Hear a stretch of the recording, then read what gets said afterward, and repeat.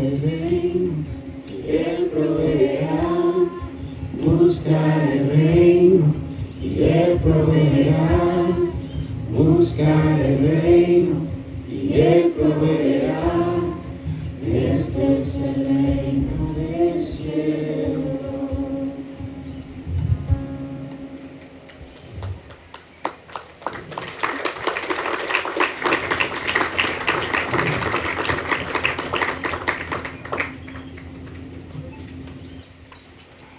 Padre, gracias por tu reino, gracias por tu Hijo Jesucristo que enviaste aquí a esta tierra, a este mundo,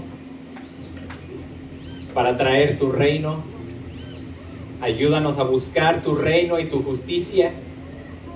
Y tú prometes, Señor, que todas las cosas nos serán añadidas. Ayúdanos a buscarte a ti, Padre, a buscar tu justicia, tu amor, tu misericordia. Por favor, guíanos hoy, por favor, háblanos ahora que vamos a estudiar tu palabra, que vamos a abrirla y leerla, Señor. Habla a nuestros corazones, suaviza nuestros corazones para recibir tu palabra por medio de tu Espíritu. Por favor, úsame a mí para comunicar este mensaje a tu pueblo, a todos los que tú has preparado, Señor, para recibir la palabra. Danos sabiduría, Señor. Glorifica tu nombre. Glorifica el nombre de tu Hijo Jesucristo. Te damos toda la gloria y la honra en nombre de Jesús. Amén. Pueden tomar asiento. Estamos continuando nuestro estudio en el Sermón del Monte. Una enseñanza muy grande, una enseñanza muy impresionante, muy radical que dio Jesucristo durante su ministerio aquí en la tierra. Lo dio precisamente en un monte, en una montaña. Por eso es conocido, ¿verdad?, como el Sermón del Monte. Y ahorita todavía estamos en la introducción. Así como nosotros, cuando venimos aquí y predicamos, damos como una introducción a la predicación y ya después empezamos con el tema. Jesucristo también está dando su introducción, ¿verdad? Con nosotros a veces pasa que la introducción se alarga tanto, por fin ya vamos a llegar al final de la introducción y decimos, bueno, pues esto es para terminar la introducción, y algunos dicen, ¿y eso nada más era la introducción? Yo pensé que ya íbamos a la mitad de la predicación, ¿verdad? Pero en este caso, Jesucristo está dando la introducción y vimos las bienaventuranzas. Vimos la semana pasada la verdad de que nosotros somos la luz del mundo, de que somos la sal de la tierra. Y ahora Jesucristo, para continuar y para concluir esta introducción al Sermón del Monte, les está dando una aclaración. Es posible que haya malentendidos después de que Jesucristo termine de predicar el Sermón del Monte. Y Él quiere aclarar, Él quiere dejar bien en claro lo que vino a hacer y lo que no vino a hacer. Entonces, si pueden leer conmigo, Mateo capítulo 5, versículos 17 a 20. Dice así, no piensen que he venido para poner fin a la ley o a los profetas. No he venido para poner fin, sino para cumplir. Porque en verdad les digo que hasta que pasen el cielo y la tierra, no se perderá ni la letra más pequeña, ni una tilde de la ley, hasta que toda se cumpla. Cualquiera pues que anule uno solo de estos mandamientos, aun de los más pequeños, y así lo enseñe a otros, será llamado muy pequeño en el reino de los cielos.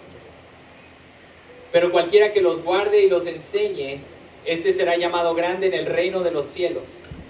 Porque les digo a ustedes que si su justicia no supera la de los escribas y fariseos, no heredarán el reino de los cielos. Entonces Jesús aquí les está haciendo una aclaración, ¿verdad? Comienza diciéndoles, no piensen, no vayan a pensar, ni por un momento vayan a pensar que esto es lo que estoy haciendo, no. Más bien, esto es lo que estoy haciendo, ¿verdad? Está negando algo y está afirmando algo. Ahora, antes de entrar a fondo a lo que Jesucristo está diciendo, a la aclaración, ahora yo quiero introducir este mensaje que estamos viendo hoy con estas palabras. ¿Cuál es una de las enseñanzas más fundamentales del cristianismo? ¿Cuál es una enseñanza que tú dirías diferencia al cristianismo de otras enseñanzas, de otras religiones, de otros grupos? Por ejemplo, hablando de una forma más específica, ¿qué diferencia a nosotros, los cristianos protestantes, de los católicos romanos? Yo diría que una de las enseñanzas más fundamentales de nosotros, los cristianos protestantes, es la enseñanza sobre la justificación. La justificación es un término legal y básicamente significa que nosotros éramos culpables por nuestro pecado, por el pecado que todos hemos cometido, somos culpables delante de Dios, pero la justificación quiere decir que Dios nos declara justos. Así como un juez en un jurado cuando pega ese martillo que se me olvidó cómo se llama y dice inocente. Eso es la justificación, ¿verdad? Cuando Dios nos justifica a nosotros. Y lo que es tan distintivo de la enseñanza de nosotros los cristianos es que la justificación es algo que nos es dado únicamente por medio de la fe. La justificación no puede ser lograda por medio de nuestras obras. La justificación no es algo que se te da como pago sobre tu obediencia a Dios, por tu obediencia a Dios. La justificación no es algo que se te da porque has recibido todos los sacramentos. La justificación no es algo que se puede ganar.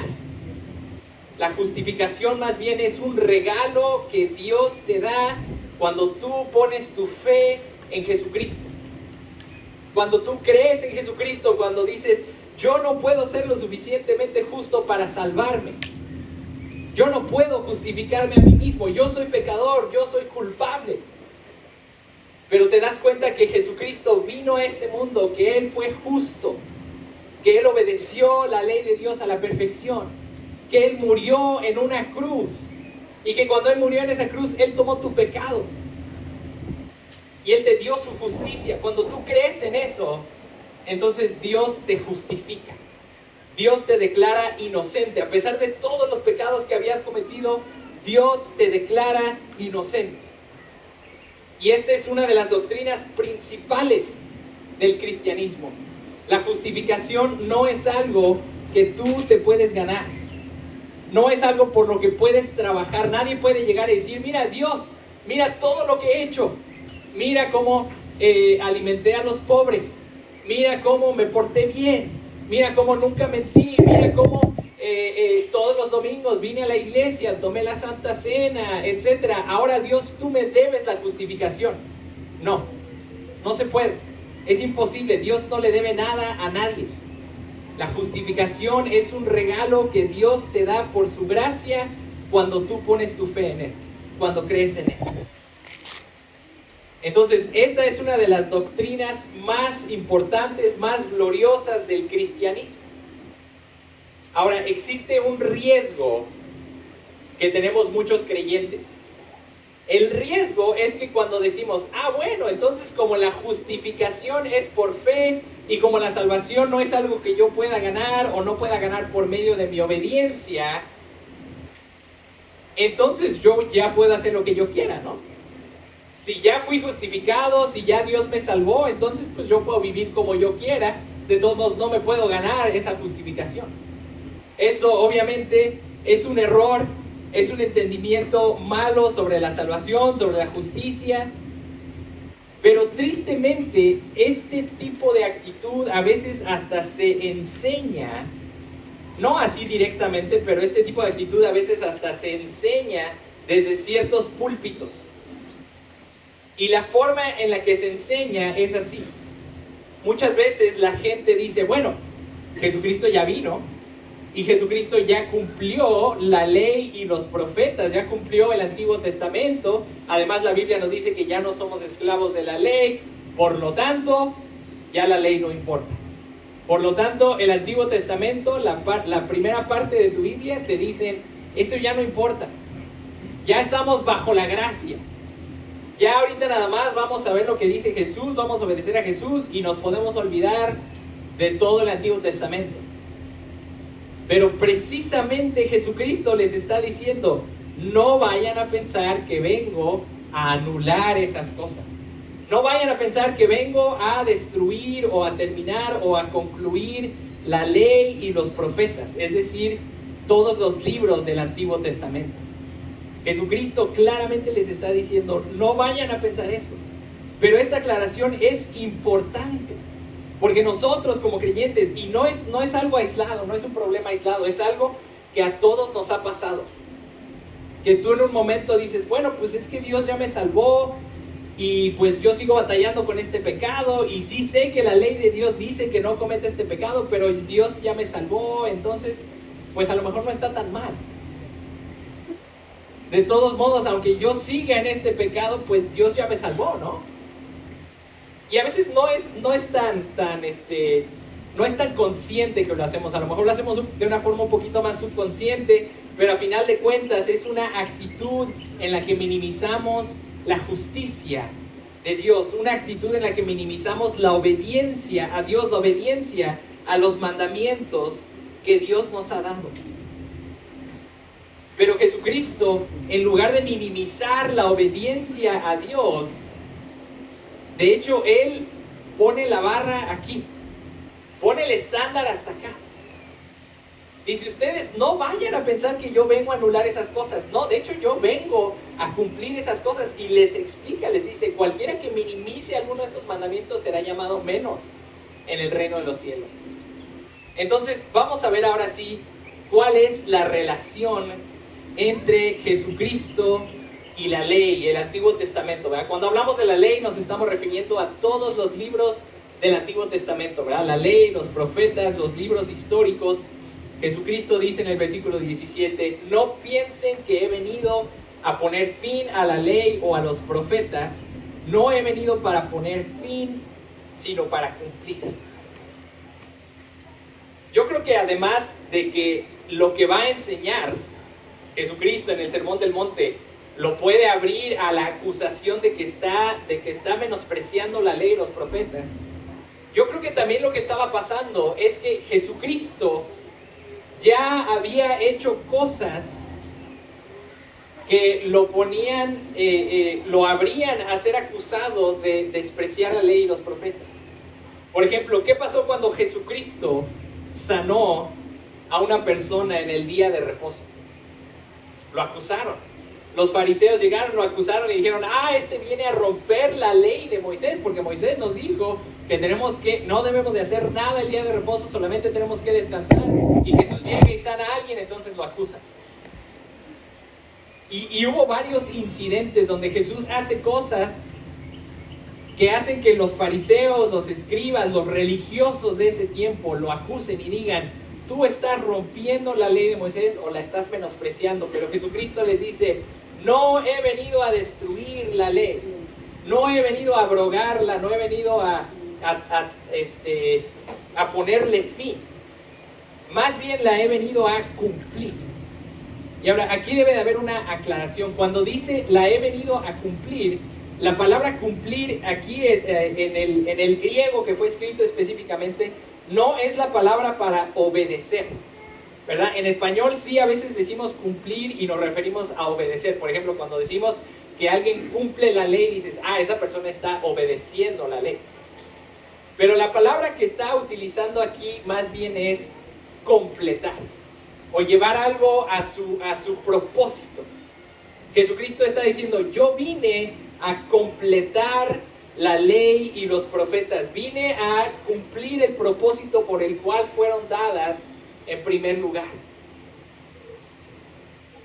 ¿Y qué significa esto? ¿Qué significa que Jesús vino a cumplir la ley y los profetas? Esto significa que todo el Antiguo Testamento, toda la ley y los profetas, los libros de Moisés, los Salmos, los libros históricos, Primera, Segunda de Samuel, Primera, Segunda de Reyes, los libros poéticos, Proverbios, Cantar de los Cantares, los profetas mayores y menores, todo el Antiguo Testamento nos estaba apuntando hacia Jesucristo. Todo el Antiguo Testamento estaba prediciendo y estaba prediciendo la llegada de Jesucristo, el Mesías, nos estaba preparando para recibir a Jesucristo, el Mesías. Pablo en 2 de Corintios les dice a los corintios que todas las promesas de Dios son sí y amén en Jesucristo. De igual forma, cuando Jesucristo estaba con los 2 discípulos en el camino a Emaús, en Lucas 24-27, eso es lo que se nos dice. Dice que Jesucristo, comenzando por Moisés y continuando con todos los profetas, les explicó todo lo referente a él en las Escrituras. Es decir, Jesús iba caminando ahí en el camino a Emaús y habían 2 discípulos de él que no lo habían reconocido todavía porque él ya estaba en su cuerpo resucitado y sus ojos estaban velados, no lo habían reconocido y estaban muy tristes porque Jesús había sido crucificado y ellos pensaban que Jesús seguía muerto. Y Jesús les empieza a explicar en todo el Antiguo Testamento, en la ley de Moisés, en los profetas, les empieza a explicar todas las cosas referentes a ¿quién? A sí mismo. Les está diciendo, todas estas cosas apuntaban hacia el sufrimiento del Mesías, todas estas cosas apuntaban hacia las glorias venideras del Mesías. Todos estos libros estaban apuntando hacia mí, dice Jesucristo. Dan testimonio. En Juan, capítulo 5, versículo 39, Jesús exhorta a los fariseos y les dice: ustedes examinan las Escrituras, es decir, el Antiguo Testamento, ustedes las examinan porque piensan tener en ellas la vida eterna, y son las Escrituras, las que dan testimonio de mí, dice Jesucristo.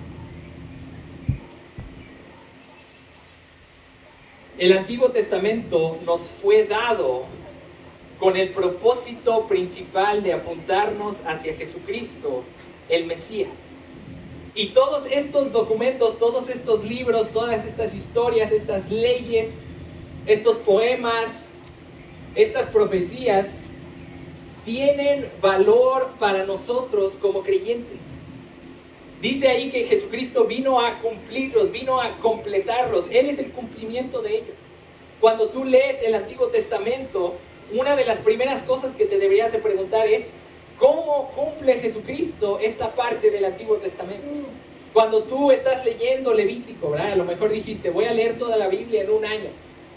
Y empiezas con Génesis y todo va bien, todo es color de rosas, y de repente llegas a Éxodo y todavía están bonitas las historias, pero de repente te topas con que Dios le está dando instrucciones a Moisés sobre cómo construir el tabernáculo.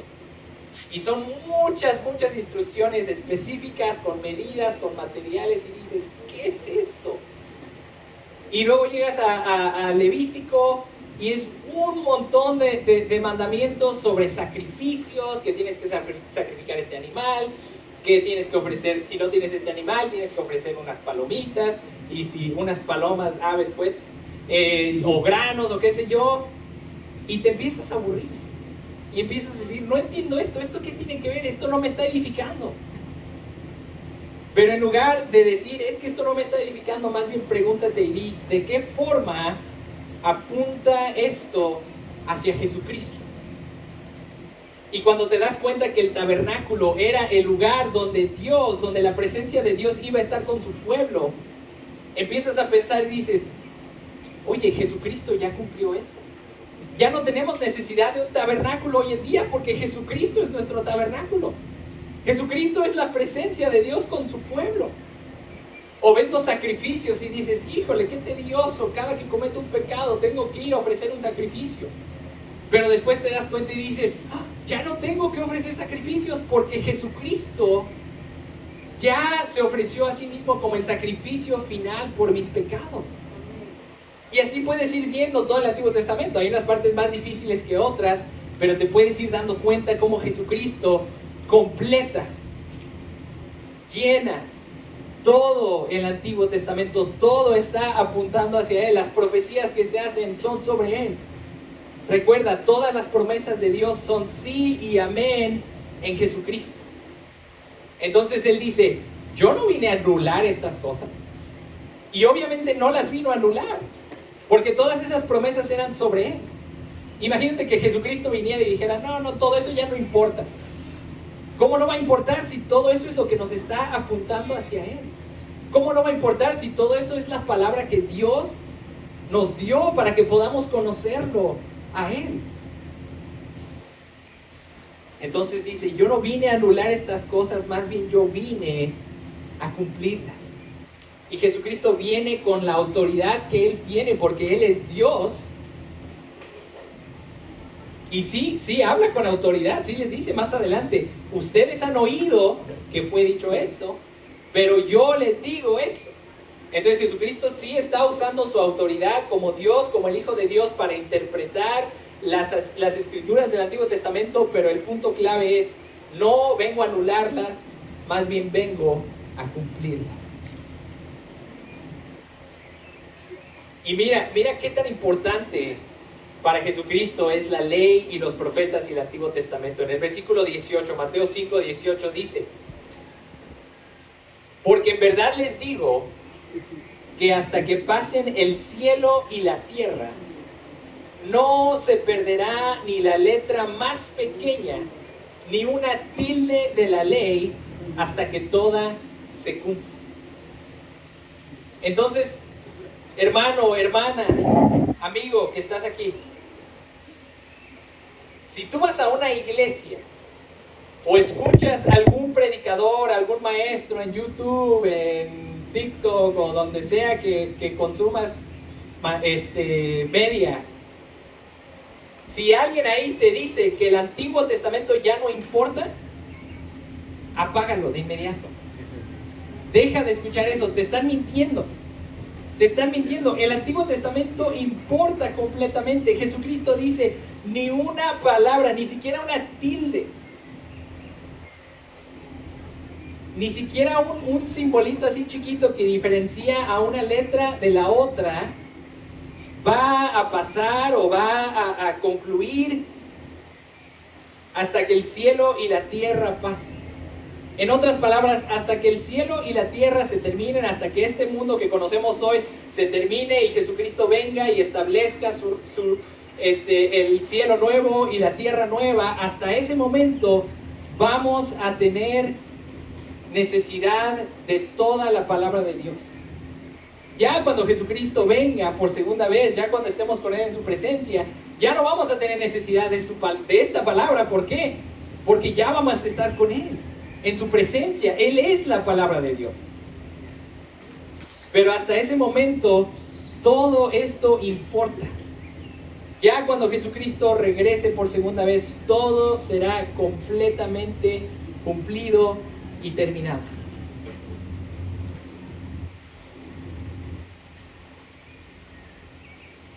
Esto quiere decir que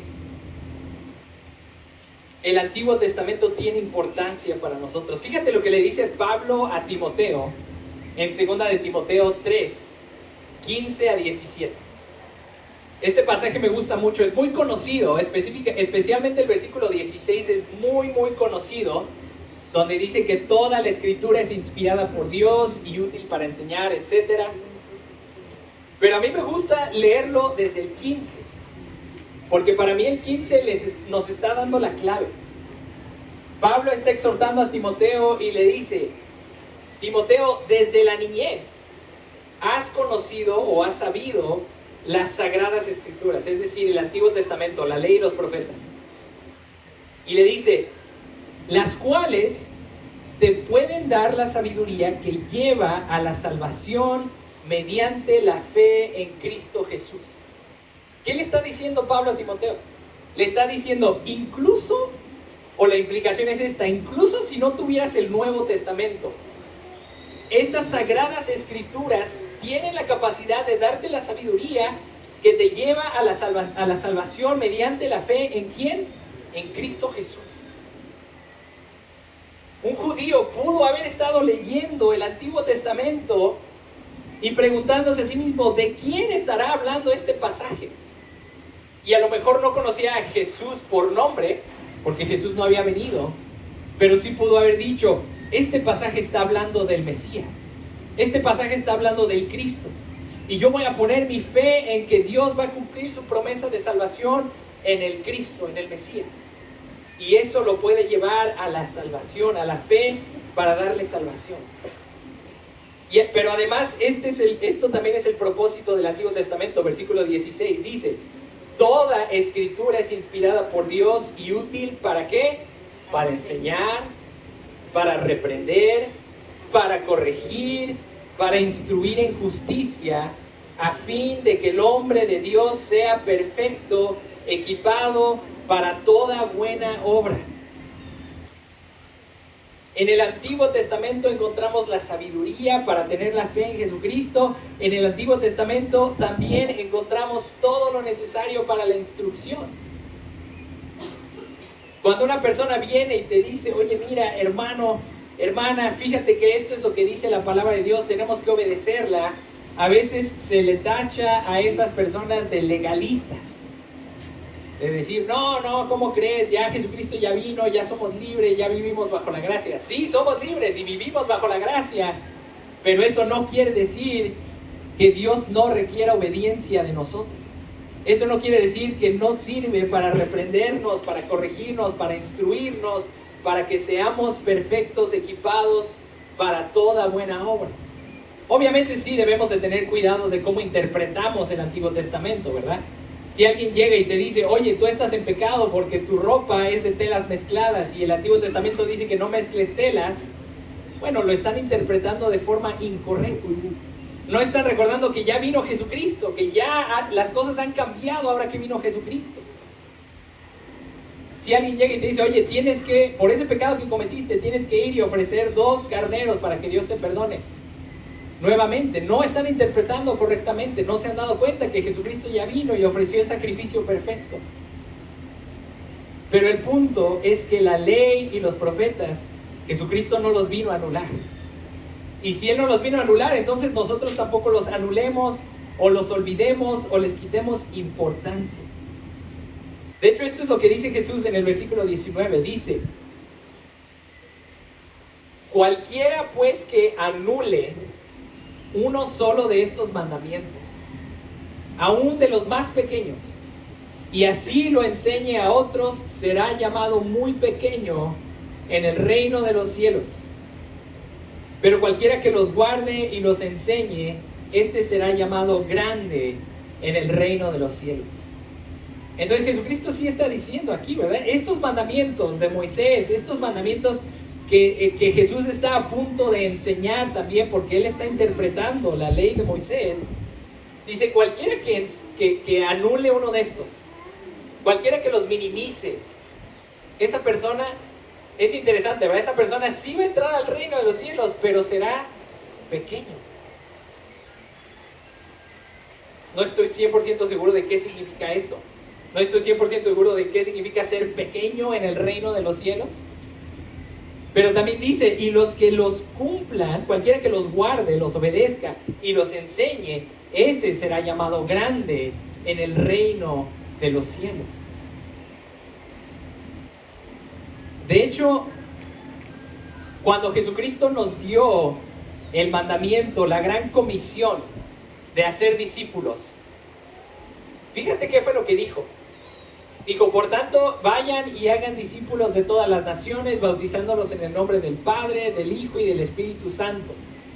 Entonces dice, vayan, bautícenlos, pero ¿qué fue el último mandamiento ahí que les dijo? Y enséñenles a obedecer todo lo que yo les he mandado. Entonces, hermanos, es importante para nosotros, especialmente ahora que vamos a estudiar el Sermón del Monte, es importante para nosotros darnos cuenta que la obediencia a Dios es importantísima. Sí, somos justificados por la fe. Nuestra obediencia no nos puede salvar, pero eso no quiere decir que la obediencia a los mandamientos de Dios ya no es importante o ya no es necesaria. Y hasta aquí pues espero que todo esté en orden, ¿no? Espero que todo esté bien, que todo esté tranquilo. Pero Jesucristo, ya para terminar su introducción, les avienta un petardo. Les dice en el versículo 20: porque les digo a ustedes que si su justicia no supera la de los escribas y fariseos, no entrarán en el reino de los cielos. Y esto los pone en jaque. Porque los escribas y los fariseos eran las personas más religiosas de ese tiempo. Eran las personas más obedientes, entre comillas, a la ley de Dios. Ellos la cumplían lo mayormente posible, lo mejor posible trataban de cumplir la ley de Dios. Ellos no solamente obedecían las leyes de Dios, sino hasta agregaban otras leyes que los previnieran para que no desobedecieran las leyes de Dios. Eran de las personas más religiosas de ese momento. Y Jesús les dice: si su justicia de ustedes no supera la de los escribas y los fariseos, no heredarán el reino de los cielos. Y esto los debería de causar a reflexionar. Esto los debería de preocupar y decir: ¿cómo es posible? ¿Cómo puede ser alguien más justo que los escribas y los fariseos? Ellos obedecen toda la ley. Ellos se jactaban de cumplir toda la ley a la perfección y le dicen: Jesús, ¿cómo es posible que tenemos que ser más justos que ellos? Jesucristo les está diciendo, está preparando el camino, ¿verdad? Pero les está diciendo: su justicia de ustedes tiene que ser aún mayor. Jesucristo no está minimizando la necesidad de la justicia, la está levantando por encima incluso de los fariseos y está diciendo: necesitan una justicia más grande. Ahora te pregunto a ti, examínate, reflexiona, ¿cómo está tu justicia? Tu obediencia a Dios. Si Jesús viniera aquí ahorita y te dijera: para que tú puedas heredar el reino de los cielos, para que tú puedas entrar al reino, a mi reino, tu justicia tiene que superar la de los escribas y los fariseos, ¿qué dirías? Pues ya valí, ¿no? No puedo, yo peco a cada rato, yo fallo a cada rato, especialmente ya cuando vemos los estándares de Jesucristo, ¿verdad? Que Él dice: si te enojas es como si mataras a tu hermano. Si miras a una mujer para codiciarla en tu corazón, es como si hubieras cometido adulterio con ella. Y te empiezas a dar cuenta que tu pecado es tan profundo que no solamente es tu obediencia externa la que importa, sino tu obediencia interna. Entonces te das cuenta y dices: no puedo justificarme a mí mismo. No puedo entrar al reino de los cielos. Necesito una justicia más grande que la de los fariseos. Y aquí es donde llegan las buenas noticias del Evangelio. Aquí es donde viene el Evangelio. Jesucristo está preparando el camino para la justicia que Él nos va a dar. El apóstol Pablo en Romanos 3:21 dice esto. Dice: pero ahora, aparte de la ley, o sea, no, sin necesidad de la ley, la justicia de Dios ha sido manifestada, confirmada por la ley y los profetas. Entonces sí, la ley y los profetas confirman esa justicia. Esta justicia de Dios por medio de la fe en Jesucristo es para todos los que creen. Porque no hay distinción. Por cuanto todos pecaron y no alcanzan la gloria de Dios, todos son justificados gratuitamente por su gracia, por medio de la redención que es en Cristo Jesús. Estas son las buenas noticias del Evangelio. Para entrar al reino de los cielos necesitas una justicia más grande a la persona más religiosa que conozcas, a la persona más perfecta que conozcas. Necesitas una justicia impecable, una justicia perfecta. Y cuando te examinas a ti mismo te das cuenta que no lo puedes alcanzar, no lo puedes lograr por ti mismo, no puedes obedecer a Dios lo suficiente para que Él te salve. Pero llega Jesucristo y Él tiene esa justicia perfecta. Llega Jesucristo y Él tiene esa justicia que es mayor a la de los fariseos y los escribas. Los escribas y los fariseos, ellos obedecían la ley de Dios externamente. Ellos eran hipócritas por dentro, su corazón estaba sucio, estaba podrido. Pero llega Jesucristo y Él obedece la ley de Dios a la perfección. Llega Jesucristo y Él hace todo lo que tú y yo no éramos capaces de hacer. Él obedece a Dios de una forma que tú y yo nunca pudimos haber logrado. Y Él llega y muere en esa cruz. Y no murió por su propio pecado. Él nunca pecó. Él nunca hizo nada malo. Él nunca desobedeció a Dios. Esa muerte colgado en esa cruz, colgado en un madero, era una muerte que le pertenecía únicamente a los que eran merecedores de la maldición de Dios. Esa muerte la merecíamos tú y yo, por nuestra desobediencia, por nuestra injusticia. Pero Jesucristo vino y por amor a nosotros, es más, desde antes, Dios el Padre, por amor a nosotros, envía a su Hijo Jesucristo. Y Jesucristo, por amor a nosotros, se ofrece voluntariamente y dice: yo voy a morir en esa cruz en lugar de ellos. Y su pecado lo voy a tomar yo, va a ser clavado en mi cruz. Y mi justicia les va a ser dada a ellos. Mi justicia, la justicia de Dios, nos es dada a nosotros gratuitamente, únicamente porque creímos en Él, únicamente porque pusimos nuestra fe en Él. Esto es una locura. Por eso hay tantas religiones que no les gusta lo que enseñamos nosotros. Porque la tendencia, el corazón humano, es tratar de ganarte tu propia salvación. La naturaleza humana es querer que Dios te deba algo. Es decir, Dios, mira, yo alimenté a los pobres, yo hice esto, yo me bauticé, yo tomé la Santa Cena, yo estoy casado, tengo todos los sacramentos, Dios, tú me debes a mí. Pero el Evangelio es una locura delante de los hombres porque dice: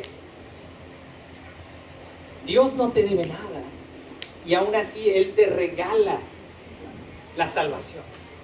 Él te regala la justificación. Él te declara inocente únicamente ¿por qué? Porque tú creíste. Únicamente porque por el amor de Dios, por la misericordia, por su gracia, porque Él así lo quiso. Y lo único que tienes que hacer para recibir esa salvación es aceptarla, es creer en Él. Esto es el Evangelio.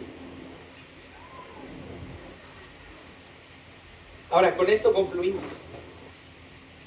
Según este pasaje que estamos viendo, según el Sermón del Monte, el hecho de que somos justificados por la fe en Cristo Jesús, esto no quiere decir que la justicia es irrelevante o que no importa. Más bien, los que ya hemos sido justificados por medio de la fe en Jesucristo, ahora tenemos la capacidad y tenemos la obligación de vivir justamente, de vivir en obediencia a Dios. No para ser salvos, ¿verdad? Jesucristo ya nos salvó. No para ganar nuestra salvación, eso ya lo ganó Jesucristo en la cruz en nuestro lugar. Más bien ahora, por amor a Dios, obedecemos sus mandamientos. Por amor a Jesucristo, nos deleitamos en sus mandamientos. Por amor a lo que Dios ha hecho para salvarnos, nosotros venimos a la palabra, leemos los mandamientos y no nos caen pesados. No son tediosos, no son difíciles. Más bien decimos: yo amo a Jesucristo y por lo tanto voy a obedecer lo que Jesucristo me pide que obedezca. Yo amo a Jesucristo y por lo tanto voy a vivir en santidad. Yo ya fui justificado por Jesucristo y ahora por lo tanto yo voy a trabajar en mi propia salvación. Yo voy a seguir obedeciendo y creciendo en la santidad.